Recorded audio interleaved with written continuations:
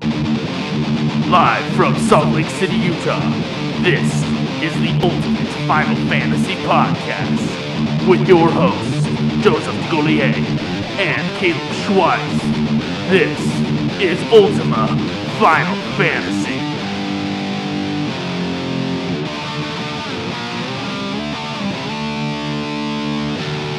Alright, welcome to another episode. This is episode 4 of Ultima Final Fantasy, the Ultimate Final Fantasy Podcast. I am your host, Joe. And I am the other guy, Caleb. And today we're going to be talking about, we were going to be talking about Final Fantasy III today, but someone didn't get done with the game on time. Would you like to explain why? Got a new job. Been working some really fucked up hours, so mostly that. And then a little bit of the fact that the game's like, good job, you did this part right. Good luck finding where you go next. Aren't they all like that, though, the first 3? Yeah. Yeah, but somehow this one was just too much for you. Yeah. Okay, we can't talk about 3 yet. Nope. We will have plenty to say Next about week, probably. 3. Yeah. Oh, yes, next week. I was going to try to have some awesome E3 news today, and we will talk about news a little later in the podcast. But there wasn't much at E3, at least not so far, and I think it's almost over if it's not already. I honestly don't know E3 schedule. Sorry. Yeah, I used to care about that, but then I lost my virginity, and, well, you know. Today we're going to be talking about Final Fantasy movies, particularly The Spirits Within. Yeah, we just picked it up today. We had both seen it before, but it had been quite a while.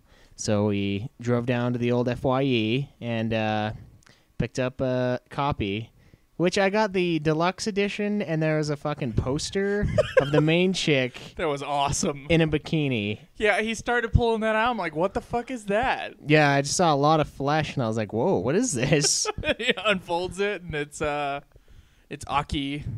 The main girl in like a bikini. Yeah, never in a bikini the whole movie. Yeah. And somehow they're like, why do you think they put that in?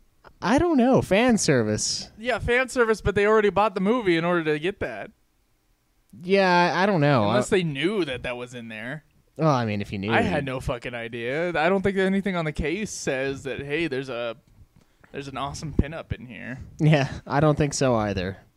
Maybe that's just the benefit of spending the extra 3 cents that it was to get the special edition. Is that how much edition. more it was? Yeah, it was $9.97 for the regular one and $9.99, I think. For the special edition? Yeah, for the special edition. You got the DVD, though. We couldn't find a Blu-ray there. No, we couldn't. I know there's a Blu-ray at Barnes & Noble. I don't think that Blu-ray would have that poster in it. Probably not. Ah, man. It was, like, worth it. Yeah, it's You going to frame it? I'm probably going to put it right above my computer. Right above your computer for those lonely nights. Yeah. And then those lonely nights when the internet goes down, it's right there. All right. So, in case you're not familiar with the Final Fantasy Spirits Within, it was a giant flop of a film that came out in July of 2001 through Columbia Pictures, and what was the film company called? It was like Square Pictures. Yeah, Square Pictures, which is not around anymore. No, plus their insignia, their logo thing was a rectangle, so I think it was doomed from the beginning. Oh, man. So this was before they merged with Enix. Square Co. merged with Enix and became Square Enix. It's also probably why. Yeah, and apparently the release, the bomb was so bad, like, apparently at the time it was like one of the biggest box office bombs ever. And it lost so much money that Square Co.'s stock was like dropped down so much that Enix actually took over Square instead of the opposite, where Square was going to take over Enix. So anything past 2001, if you don't like the direction that the series went, we can all blame it on Enix. Yeah. And in some ways I kind of agree that it is Enix's. And kind of blame it on this movie too. Yeah. I don't know. Enix, they haven't really come out with that many games, and I mean the Chrono Trigger 3 so far, Final Fantasy wise, the first 3 Final Fantasies were soft, and they're soft. You know, they're not that awesome really.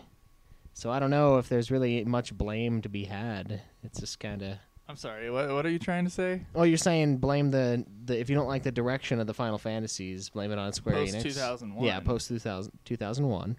But I'm saying the earlier ones weren't all that great either. So like. Oh, you mean the NES ones that we've been playing? Yes. You're gonna get a lot of angry fans after you. Yeah, I enjoy them in their own way, but as far as them being, they're not Final Fantasy to you. Not really. No, yeah. They're Final. They have a different. They have a different feel to them, definitely. They do, and I do enjoy them in their own way, but it's honestly like they're not. I don't know. I enjoy them, but I also enjoy the later ones more. So, and I know that $137 million now for a movie isn't that big of a deal, but Titanic back in '97, and this movie came out in 2001, and it took them 4 years to make it. So this is a large amount of money for a film. $137 million. Titanic was made for $180 million, and that was considered a huge risk and would have made Fox go out of business if it didn't work. And that's $180 million, and this is not far from there. That is, $137 million for a summer movie now is like nothing. Yeah. They usually cost around $200 million now, but the $137 million, especially for an animated movie, an adult animated movie. Yeah, the odds of success are really low. Oh yeah, because Titan AE totally died. Right, and it was a similar reason. I mean, a lot of it I think is because you see the trailer, and you don't really know what the shit the movie's going to be. Like, is it going to be a movie? A kid-friendly movie? Is it going to be more of an adult movie? I mean, obviously this one's rated PG-13. And so is Titan AE. And that confuses parents, definitely, I think. Yeah, because, sometimes the rating system, let's be honest, is a little retarded. All the time, it's retarded. Yeah, like the fact that Halo 1 is rated M. Oh, what yeah. the hell? Oh, you're talking about that rating system. Any rating system sometimes can be convoluted and doesn't make any sense. But, this one I can kind of see being PG-13, and the same with Titan AE, but it gives that mixed message of, yeah, it looks kind of like a kid's movie, the style, but then the content doesn't look like a kid's movie, so then the adults don't want to see it because it's a fucking kid's movie, and they don't want the kids to see it because it's not a kid's movie kind of a thing. Kid's movie. Yeah. It's like a gray area of destruction for... And none of the movies that take after Final Fantasy, if Final Fantasy did something to the film industry... It was that there are at least 3 other films that took this idea of this hyper CGI realistic thing and built upon that and tried to make a successful film with it. Robert Zemeckis tried to make a couple films like this. If you remember, he had Beowulf, fucking Polar Express, and there's also Disney's A Christmas Carol. They all kind of have this hyper CG animation to them, and it's honestly the first movie to do it was this Final Fantasy movie, and I can't believe that they put a risk like they put that much money for Beowulf because this was such a flop. Oh yeah, and Beowulf is a much worse movie. Oh, yeah. It was at that. Sorry for those 5 Beowulf fans I might have offended. I don't know. I think it's more positively reviewed on Rotten Tomatoes than this movie, which is... I don't think Roger Ebert reviewed Beowulf well. I love Roger Ebert. He's pretty good. Anyway, so it was made for $137 million, took 4 years to produce, and only made $85 million worldwide. That's if that were, in the States or in Japan, that'd probably be considered a success. But worldwide, $85 million makes it one of the biggest flops of all time, which is really sad. Yeah, it really fucked him up. So I'm pretty sure most people who would be listening to this podcast have seen or are familiar with this movie. So we're not going to go over the story of the movie. But I don't know, Caleb, what did you think of the movie overall? I thought it was okay. I mean, I know I'm kind of the dick that tries to dismantle everything in these podcasts, but I was all right with it. The story was okay. I liked the spoiler alert. I liked the twist in the end where she had the final spirit within, which was kind of obvious a little bit, but Thanks to the title of the movie. yeah. I'm surprised they didn't turn to the screen and like say the name of the film. We are in a Final Fantasy, and the spirit is within. But I enjoyed it. I mean, there was definitely some sort of cheesy lines that I think might have just been awkward translations. Could have been the writers. I don't think are Japanese. If you saw on the Oh, that's on true. the That's thing. true. The story's by Hironobu Sakaguchi, and he co-directed it with another Japanese man, which I cannot find anything about on the internet. But it said on the credits written by, and they were not Japanese names. It was probably J.K. Rowling. It's like some pen name. Yet another pen name. Yeah. Or Stephen King or something. That'd be great. Yeah, it would have been really sweet. Like bullshit twists. Yeah, what I felt about the movie was that I think Final Fantasy fans, I don't think it worked for them because the movie almost has nothing to do with Final Fantasy at all. Yeah, I think it's definitely a case of them slapping the name on there and expecting it to sell more, which It didn't work. no. I just wonder what would have happened if they wouldn't have, if they would have just came out with this movie and it would have just Called been The Spirits Within. Spirits Within. What Yeah, the fuck else would they have called this movie? you know, I mock them for calling it Final Zeus. Fantasy, but I can't think of anything Gaia. else. Yeah, Gaia, the Spirits Within. Like what? I see that could work. Yeah, the Final Fantasy name is definitely because Final Fantasy had a lot of hits around then. Final Fantasy X and 7 from a couple years before, 8. Mhm. Giant games. Just giant games at the time. And maybe they thought that they were going to be successful in the video or in the movie industry, and they obviously were not. Yeah. I mean, they tried once again with Advent Children, but I think that movie was made for far less money. And looks, it doesn't look quite as good, but it still looks pretty darn good, CG-wise. I mean, the Final Fantasy series, you know, it has sold over 100 million units, so I think the idea might be that they throw the name on there and it sells. And it would sell, yeah. And that's not really the case. And it is created by Hironobu Sakaguchi, which, of course, created Final Fantasy. Right. Didn't he did a lot of the story for 1 too, right? He did the story for like the first 6. Oh, is it that many of them? Yeah. He was like the big head honcho at the company through those. Oh, that's right. I remember making a joke about it. He directed number 1, 2, and 3 at least. I remember making a joke about the story in 2, I like think he directed all the way through 5, and then someone That it took over for existed. 6, but he was still part of the story writing. nice. He was the producer for 6. So yeah, he's been a I part don't know. of it. I'll do some research and make sure I'm right when we get there. Right. Oh, and speaking of making sure you're right. Corrections. Yeah, that's right. I made a comment a little while back. I don't know where the hell I heard this from, but I said that the guy who voiced Titus was the same guy who voiced Solid Snake from the Metal Gear Solid series. Not the case. Nope. Not at all. So I'm sorry for being a dumbass. I don't know where in the hell I found that, because there's not a single fucking connection between those two, like anywhere in their careers. So I just am fucking stupid. So So whatever he said about that. It's just, yeah, just ignore that when I mention that ever. So You've said it in at least 2 episodes, I think. 2 Yeah. of our past episodes. I knew we've only had 3 past episodes now, but you know. yeah, it's Twice. yeah. Sorry about that. So that's 2 opportunities for people to listen to us and go, "Oh, they're idiots," and then leave. Yeah, I doubt anyone actually fucking knows. I don't know if anyone heard that and was like, "Oh, let's look it up." Yeah. Ah, you're right. That is a... fuck.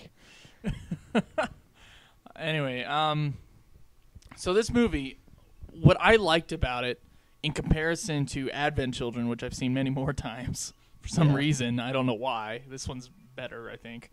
The direction of the movie had this real Spielberg-esque quality. I felt like there was a lot of Minority Report in there. I mean, both the movies came around the same time, so it's not like one was influenced by the other. But Right. Just the style of the time. style of the filmmaking was that simple. I mean, it's not super simple, but the 90s filmmaking look with a lot of medium shots and the simplicity of the action. and the way that you can follow the action so easily. You can't always follow the action as easily in something like Advent Children or in the cutscenes of Final Fantasy XIII, in which they throw so much shit at the screen that it's almost your eyes have problems, like, watching it. You know what I mean? Right. And the sign of a good director, and I think Hironobu Sakaguchi and the one guy that he collaborated with, let me look up his name real quick here. Moto Sakakibara. Moto Sakakibara.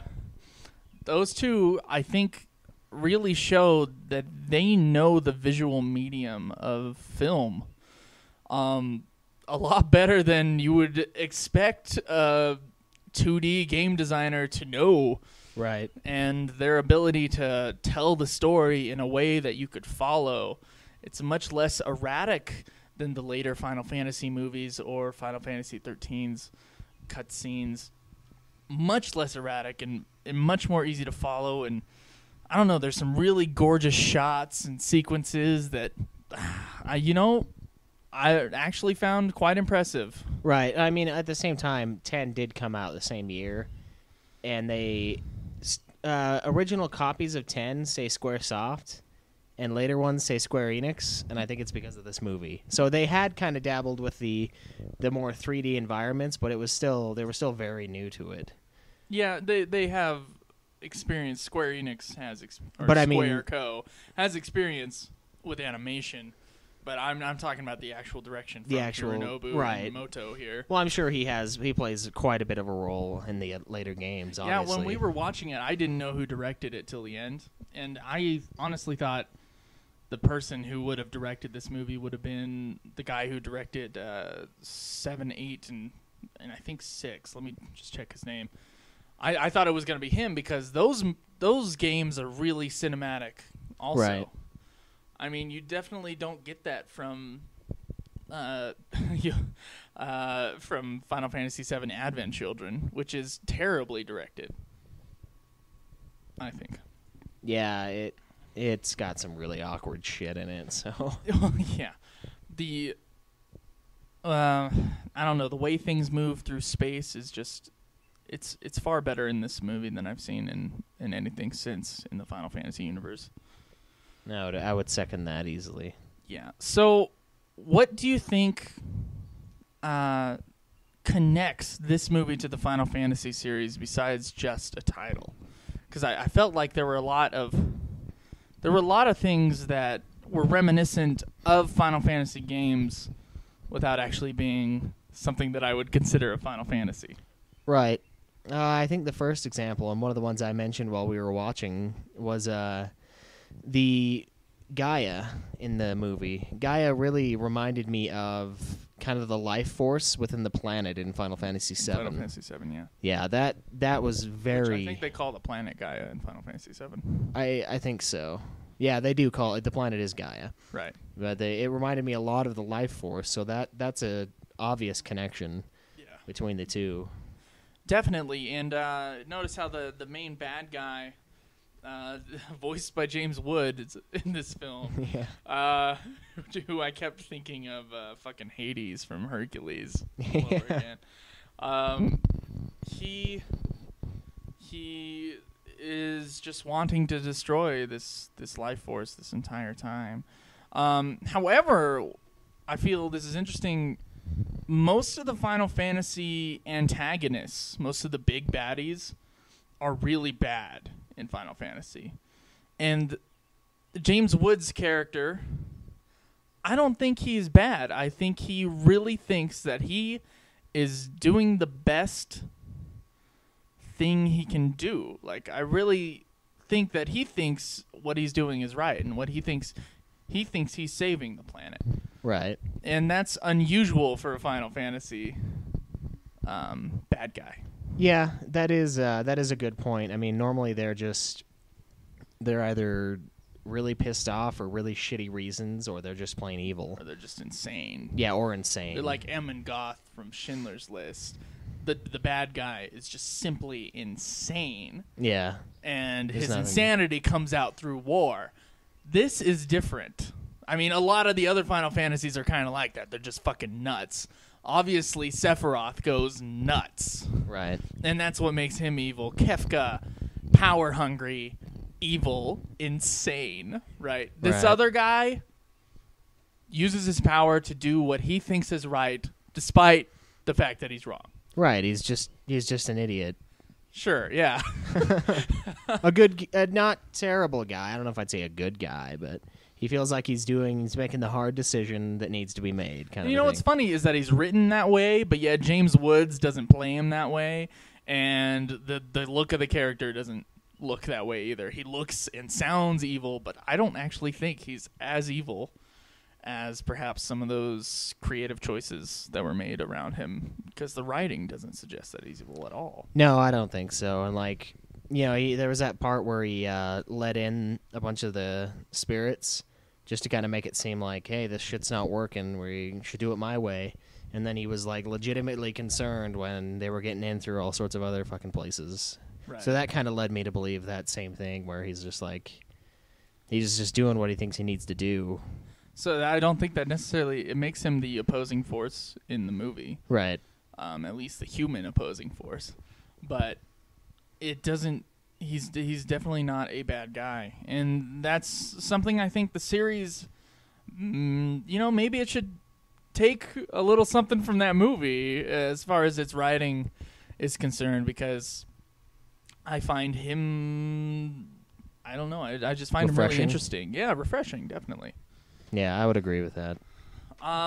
There's some stuff in the film I thought was interesting. The Zeus machine that was going to destroy the spirit, or the phantom, whatever the fuck they called it. I thought it looked a lot like the female reproductive system. Yeah. Like if you're in sex ed and you see the outline and the vagina, and then it goes up, and the uterus, and then the ovaries, the whole thing. Yeah, it was that shape is definitely that Zeus thing. So I'm wondering do you think this was a conscious or subconscious decision to make the thing that's there to destroy look like a female reproductive system? Coming from Japan, it was probably conscious rather than unconscious. You think so? I would imagine. Or at least, if it is an unconscious decision, it's one that, they just will never notice. Yeah, if you watch it, look at the Zeus ship destruction thingy. It looks just like... most they often use in art, they often use phallic symbols to represent this powerful destructive force. And it's interesting because in this film, it's a vagina. I don't know what you call, its phallic system, for the phallus, or phallic symbol, excuse me, for the phallus. What do you call it when it's a vaginal? A phallic. Phallic symbol. I'm sure someone knows, and they're like, these fucking idiots. Yeah. Well, there's not really that many in our society, nor Japanese society, so forgive us. Yeah. I just thought that was interesting, and I'm like, what does it mean? Yeah. This is like the vagina just sucks all life out of there. What I enjoy, there were some parts of the film I really enjoyed. The last shot of the movie with the eagle flying over the earth, I thought was gorgeous. Thought that was really where the animation hit a high point. But there was another part that I thought was really great, and that was the kiss on the ship. And the reason why I thought it was great, they've had similar kisses or romantic scenes in the Final Fantasy universe, notably in 8, where there's the 0G environment on the spaceship, and then also in 10, where there's the underwater makeout session. Right. What I enjoyed that the film did with the same kind of thing that we'd seen in other Final Fantasies, it was much more simple. It was done in one shot. There wasn't ridiculous slow motion. There wasn't a terrible song in the background, which is in the case for both of those I know the songs have their fans, but I am not one of them. No, they are not welcome. Anyway, it was just a really beautiful, smaller moment, and I think that I connected with that moment a lot better than, let's say, the underwater makeout scene in Final Fantasy X, which I know a lot of people love that scene, so I'm probably shitting on them right now. But I don't know. There's something about that Final Fantasy X scene I cannot stand. Yeah, it's not the worst one in there, but yeah, I see where you're coming from with that. And then I also enjoy the cutaway to leave some stuff to the imagination. What the fuck's the old man doing in the ship during that time? I don't know. He's probably like listening to it, and he's like, eh. He's got the camera system, just like yeah.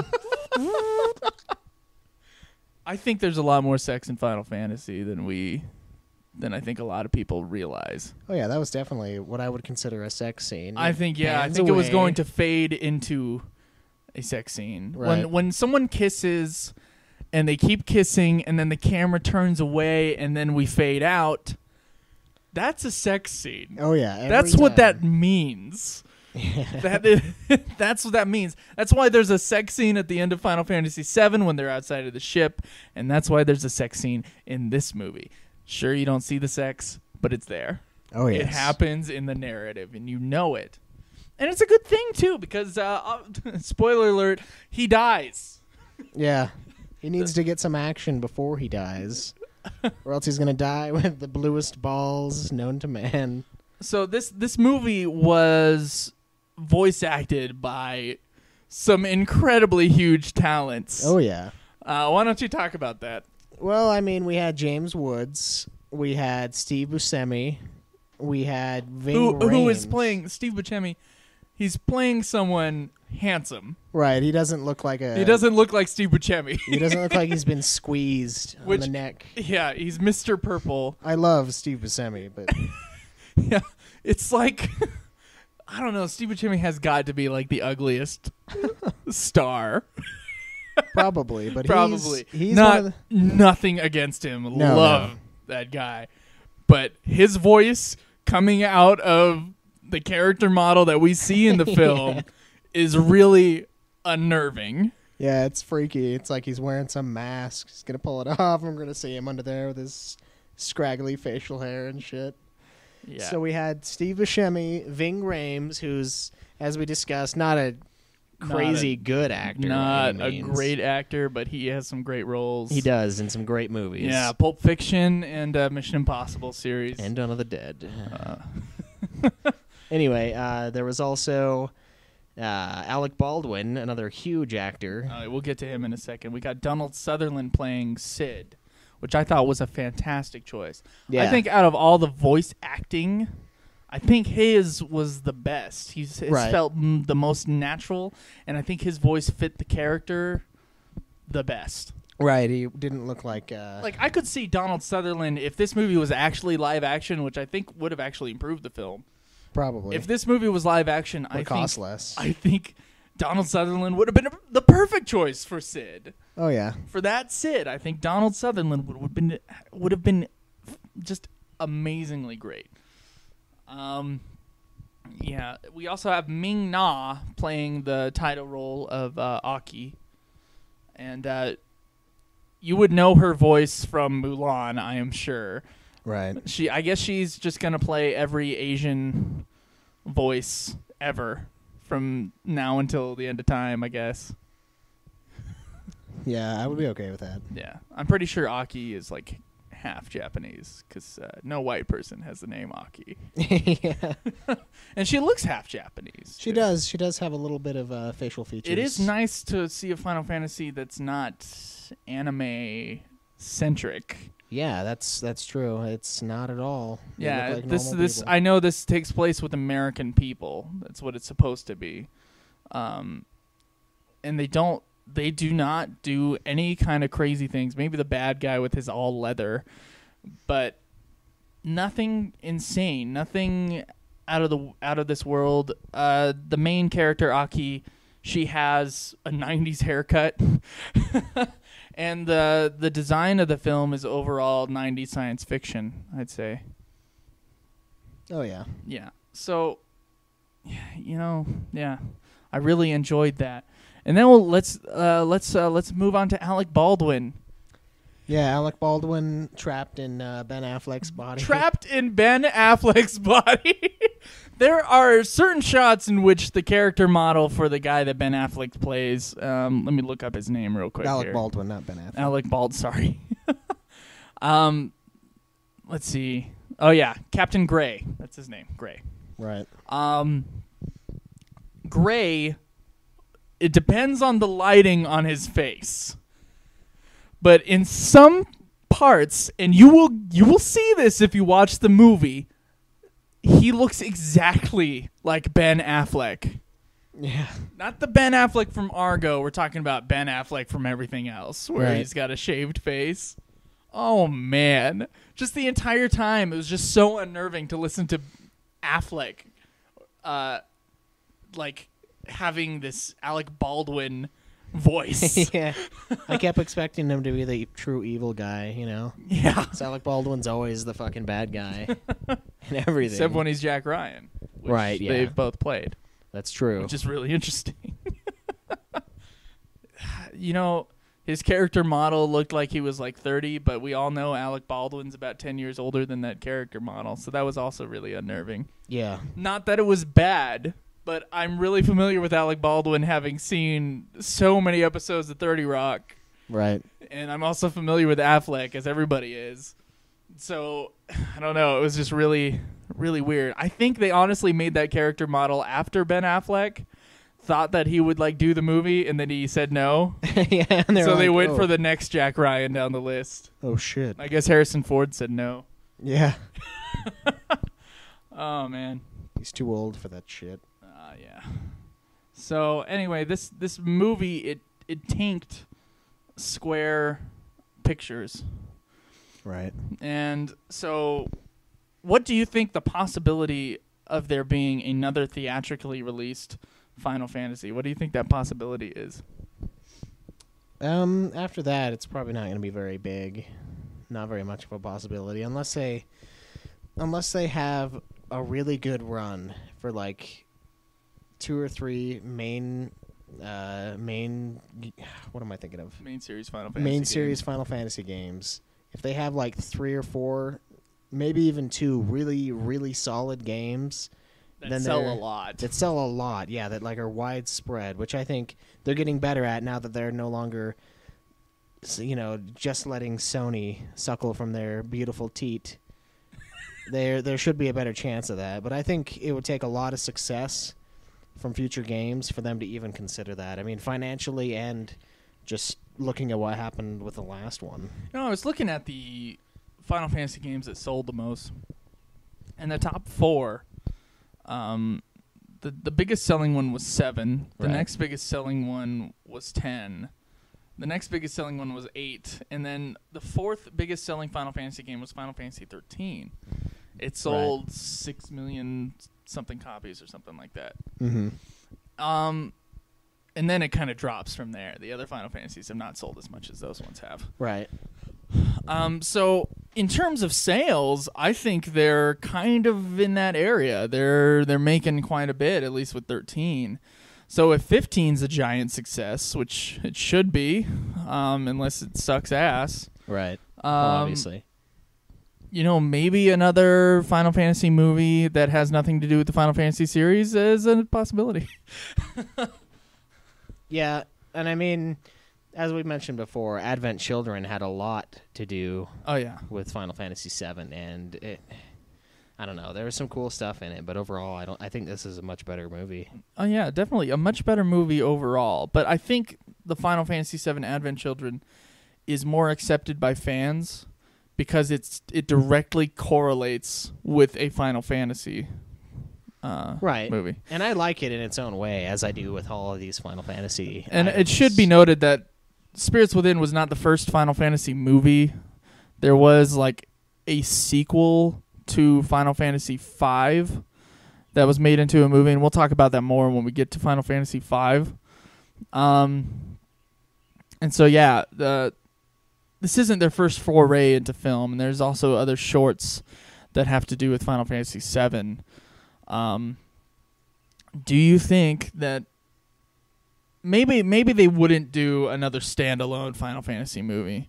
I mean, they tried the Final Fantasy TV show with Final Fantasy Unlimited, but do you think they would ever adapt a Final Fantasy into a movie or possibly make another sequel?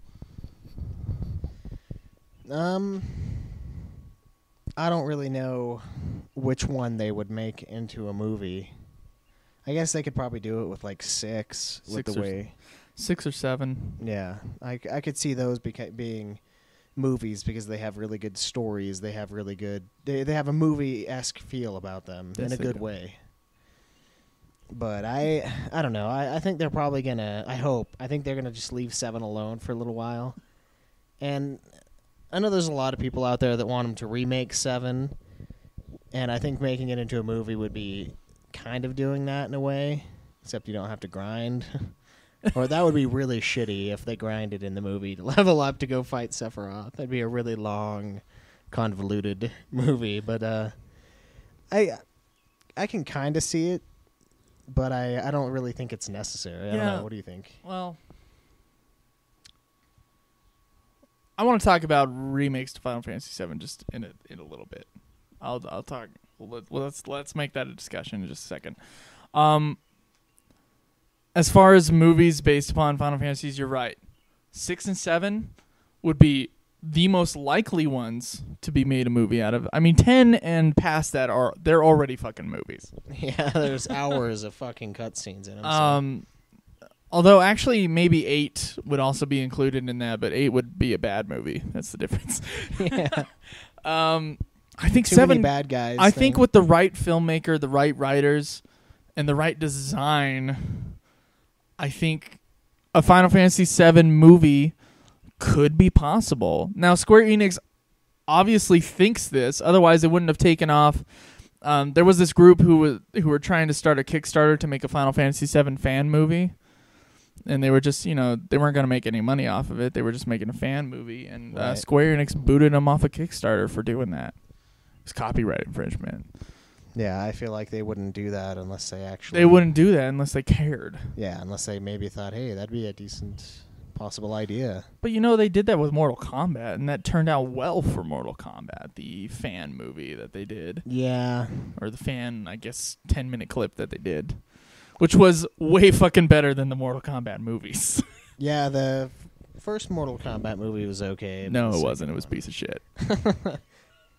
All right, fine. They're pretty bad. They're both awful. I can say it. I've never seen the second one. The first one is a terrible movie. And most movies I would say all movies so far that have been based upon video games have failed either critically or financially. Or both. Tomb Raider is probably the best example of an okay one. Right. That made a lot of money. It's also thanks to Angelina Jolie being fucking hot. Right. It's also from a series that's not that great either, so it doesn't count. You really think that way? Yeah, I don't really care. Oh, man, dude, people are just going to get mad at you for saying all these things. Well, look, the Tomb Raider 1 through 3 on the PlayStation, I don't enjoy it. I don't know what it is. There's a lot of people who do enjoy those. Yeah. I personally never played much of them. I don't know about a lot. But I do have some interest in the one that, Square released. Not that saying that Square made it awesome. It was Except that she doesn't look like Angelina Jolie anymore. True. Well, she didn't. Sad. She didn't really for that long. She kind of looks Lara like Croft? her. Oh. I don't know. Around the movie time, the game's probably. If you look at the the Tomb Raider 3 case, it just looks just like an Angelina Jolie, and that's why she was cast in that. Yeah, it was probably. And they probably based her on that. Probably. So, except Angelina Jolie with much bigger breasts. Oh yeah, especially now. That wasn't funny. So, honestly, if I were to do a Final Fantasy VII movie, I've thought about this a lot. I would cut Kate Sith. I would cut that entire part of that story. I think it's completely useless. And it would have to be a 2-part movie, definitely. And the end of part 1 would be Aerith's death. That'd be a good... I think that'd be a good, cutoff point, That would be pretty good. It would also cause people maybe a little tear at the end, like Boromir's death in Final Fantasy, Or not Final Fantasy. God. Lord of the Rings. A good death at the end of a first movie is what you really want to do in order to keep your franchise going. Right, or, and Game of Thrones Season 1. Ned Stark. Don't say that. It hurts. Yeah. It hurt in the book, too. Yeah, and then I think 6 would be the same way, though, because, both those games have, midpoints that just cut off. In 6, of course, Kefka destroys the entire planet, and then you're left to your own devices to find the rest of your party that was spread apart during the destruction that happens. And then you go and kill Kefka, and it's similar in 7 in that the midpoint is obviously Aerith's death, and it's a very powerful scene that splits the story in half. Almost. There's an act break there. If it were a play, the lights would go off and you'd go and have, some food. Right. And so that doesn't work in a movie, unfortunately. I mean, you can do a midpoint in a movie that has an intermission, like a 4-hour epic like Ben-Hur or Lawrence of Arabia. Or let's say a 3-hour movie like The Godfather, in which there's, Michael, kills the police guy and the other guy. And then goes off, and that's the midpoint of that film. There's a really big scene in the middle of that. Unfortunately, Hollywood doesn't make 3-hour movies very often anymore, and they certainly wouldn't do it for Final Fantasy VII if it were made into a movie. They certainly wouldn't make that a 3-hour movie. Definitely not. Yeah, they'd have to split it into two. They'd either split it into two, or it'd be a bastardized hour-and-a-half piece of shit. Right. I personally do not like short movies. I feel like if a movie has anything to say, it'll be longer. Yeah, I mean, it kind of depends on what it's trying to say. That's true. A comedy shouldn't be that long. But with this, I would agree with that for these two. 7 has games. a lot of things to say about nature and about humanity and the way that human beings interact with nature. Is a very green message, and this film is kind of the same. This Final Fantasy Spirits Within kind of carries the same message as Final Fantasy VII does. Right. It's like that green message, the humans against the planet kind of a thing. Right. And they probably are that way because they look across the ocean and they see China over there just polluting the fuck out of everything, and they're Maybe. like, you know what, we should do some themes. Us Americans aren't any better. Our one UK listener is probably like, stupid Americans. They think that China's doing all the pollution. China's doing most of it, but China's also not in a better position than we are. Not in as good of a position to do something about it. Yeah. Let's not talk about politics. No, we're not. Oh, I found that interesting too. The scene where the doctor is arguing with the main enemy guy in the movie with James Woods, and this red beam pops up on one side and then the side blue on and the then other. The blue, yeah. I don't know. When they come together, they neutralize. Yeah, they do nothing in Congress. Right. I thought that was kind of funny. Which, I mean, that kind of stuff has been going on in America for a while, so it was prevalent back then. You would think that they would have some kind of government system. If this were really in New York, 2063 after this war, and this were the U.S. area, you'd think that they would have more of a U.S. government system instead of a council. Yeah, that's true. That was kind of odd. Yeah, who the fuck has councils? What? I don't know. It was. They do that in the Matrix too, like a council. Right. So no, I didn't see that as being something that would happen. No, yeah, I agree. Okay, so Final Fantasy VII Remake. What were your thoughts on that again?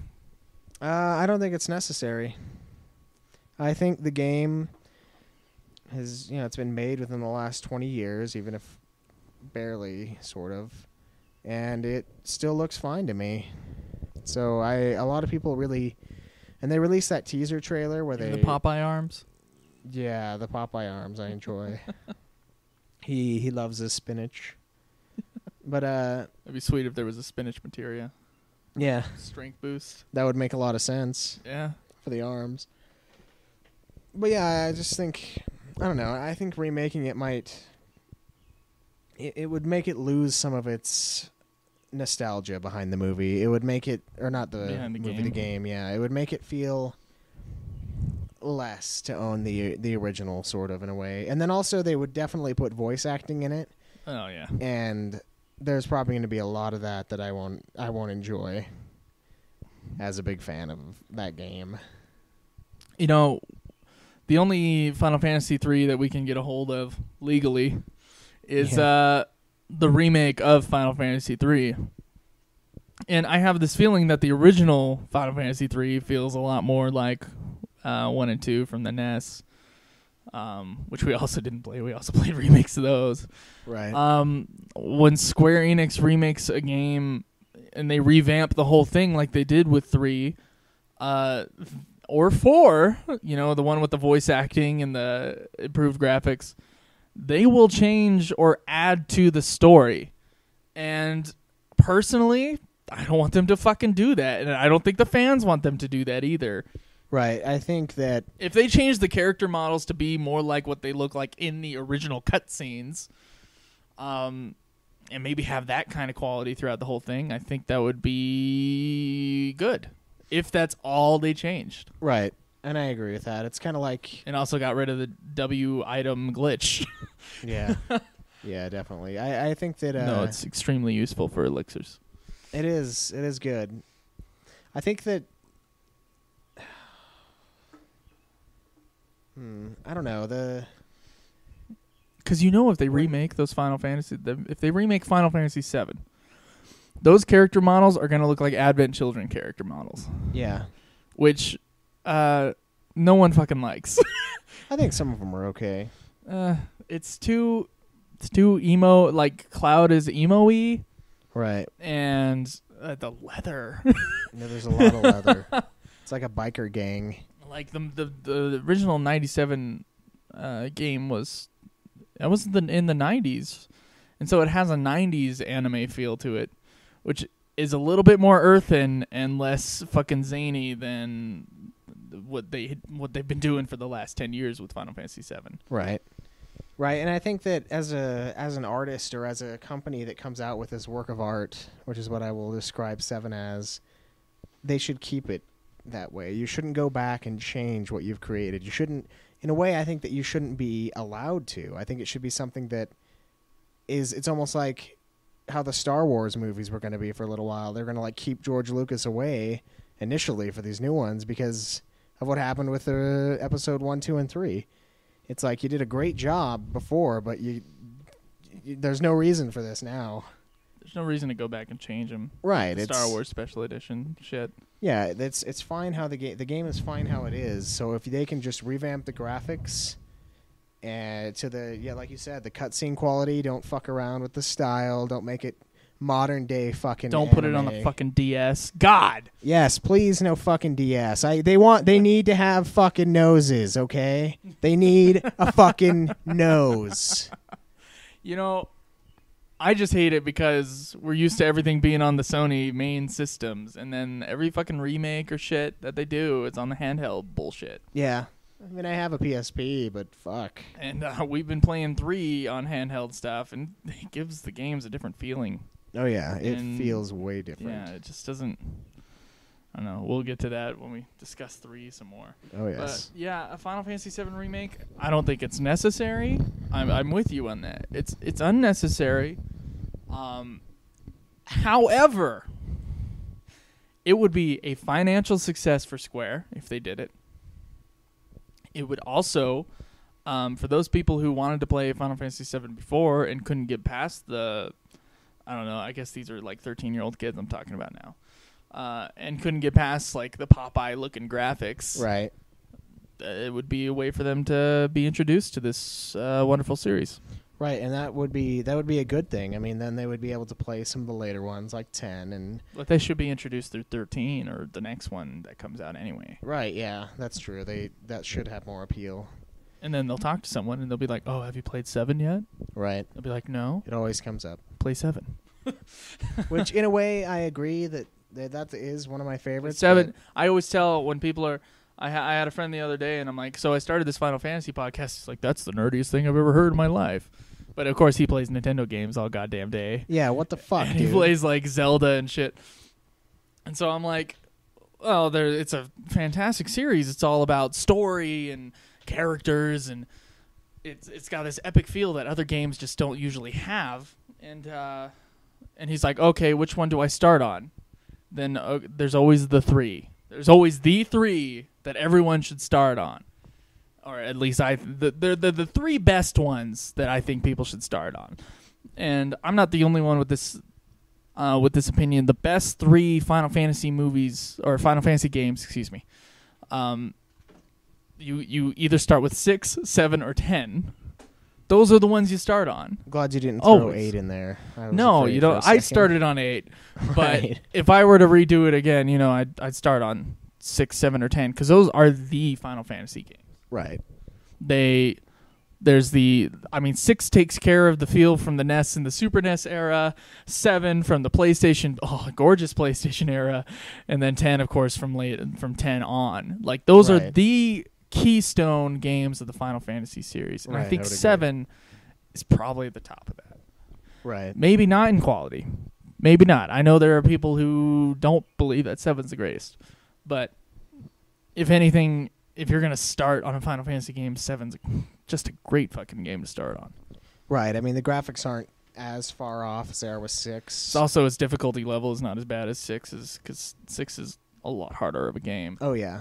It also doesn't have the voice acting of 10. Right. Some of the voice acting, which would turn people off, including myself. Oh yeah. But fucking Riku. If there's a game to start on, it's gonna be 6, 7, or 10. So if they remade 7, maybe it wouldn't be so bad. Maybe not. Maybe. Probably yes. But I think that But there are so many people who are aching for a 7 remake. Right, and a lot of them are the fans, like ourselves. They're probably fans of Advent Children too. Yeah, that's true. And I liked some of Advent Children. Like the environments were awesome. Yeah. I like going back to some of the old areas in 7 and them not being pre-rendered, them being actual 3D environments, Yeah, 3D environments. But I thought Vincent was really cool in Advent Children. Yeah, he actually was probably the one that fit his character the most. And was he less emo-y than Cloud for a lot of it. Yeah. Which is odd. I hate the voice acting in that movie. Yeah. Especially Red's. Fucking Red 13. Okay, so last week we did that nasty bit at the end of our episode, which we might do again if you guys want it. And I gave Red 13 my impression of that terrible voice acting, and that's why I did that. It's like this bad British accent. I don't think it's actually a British accent. I think it's an American guy trying to do a British accent, and it's just bad. And no fucking dog would sound like that if they were to talk. They would have a much raspier kind of a voice. Yeah, I think so. A little bit barkier, definitely. Anyway, so is there anything else you want to say about the Final Fantasy Spirits Within or about the remakes of whatever? Not at this time. Not that I can think of. I mean, we've covered a lot of the stuff, and I hear a lot of hype about the 7 remake. Every time they mention anything that's going to come up in E3, I see the demo looked good. Yeah, the demo did look good, but I mean, I always see people like, "Oh, I wonder if it's going to be this again," and it's like, fuck, it's not going to be that, man. Oh yeah, so we had a mutual friend that thought that, and maybe he's right. I don't know. I haven't checked this, but I'm pretty sure he's wrong. That they were gonna announce a remake of 7 at E3, and I don't know where the fuck he pulled that out of his ass from. Yeah, deep within. Yeah, deep within. So, these Final Fantasy VII rumors get started, and they keep going, and really it's unnecessary. If you love the original game, there's not much that needs to be changed, except for maybe some glitches. Right. And, we'll see what they do in the future. I'm sure a 7 remake is bound to happen within the next 20 years. Right. I mean, it would help them out financially a lot. And they are in a really hard spot right now. No, luckily they're pulling in a lot of money with 14. Right. God. Anyway, so I think that's it for our initial discussion, and I'll be back with some news in just a second. All right, so there was some news at E3 about some Final Fantasy releases that are coming out soon. As I've said in the last podcast, I do consider the Kingdom Hearts series to be Final Fantasy game spin-offs and not the other way around, or that they're their own series. So as far as Kingdom Hearts go, they announced Kingdom Hearts 2.5, which is awesome, because finally I'll be able to play the Kingdom Hearts 2 on the PlayStation 3, which my PlayStation is not backwards compatible, so that's kind of nice. And it also comes bundled with a couple other games. You guys would know more about that than I would. They also announced Final Fantasy Agito and Final Fantasy Type 0. They're going to be localized, and they're coming here. Yeah. 2 more games to beat, baby. 2 more games. Yeah. Whenever we look at a new Final Fantasy release, we're like, oh, God, we're going to have to do an episode on that when it comes up to it. It's not all bad, though, guys. No, we enjoy them. We do. And the spin-offs should be a lot shorter than the actual games. Yeah, they will Like, be. than the main series, like fucking 40-hour... minimum. Yeah, 40 some hours of them, yeah. sounds pleasant on some of them. Yeah, these ones aren't. The ones that we've been going through aren't too long, though. No, they're not that bad. Anyway, there was a lot of like stuff about Type 0 was never going to come to the fucking States, and so, you know, that's like, they're wrong. It's coming, and so we're gonna be playing some of that eventually. Oh yeah, and so that'll be fun. We also have my favorite fucking part of the news is that a game is coming that's called Final Fantasy VII G-Bike. Oh yes. And if you remember from Final Fantasy VII, where which you do, they're escaping from the Shinra building, right? And you're Cloud, and you're on your bike, and you're swatting people away from the vehicle. Yeah, from the truck carrying the rest of the team. If you remember, that was like one of the best parts of Final Fantasy VII. It was awesome. It was where this RPG took this action feel to it. Right. And it was a lot of fun. It was one of those things that makes Final Fantasy VII just amazing. Right, and you can go back into the Gold Saucer and play that game again, which is also pretty fucking sweet. Because then you don't have to worry about saving everyone. You just try to get fucking coins or whatever it was in there that you got to buy the rewards. Anyway, it looks like they're making an entire game out of that. So I'm pretty excited about that. Yeah, throw in some sweet multiplayer modes. Oh, that'd be awesome. Yeah, let it go. Swipe each other. Yeah. like a joust. Yeah, maybe have like a Gears of War-esque mode where like you meet swords and you have to do a button mashing event to like overpower the other person and knock them off their bike. That'd be cool. Yeah. Yeah.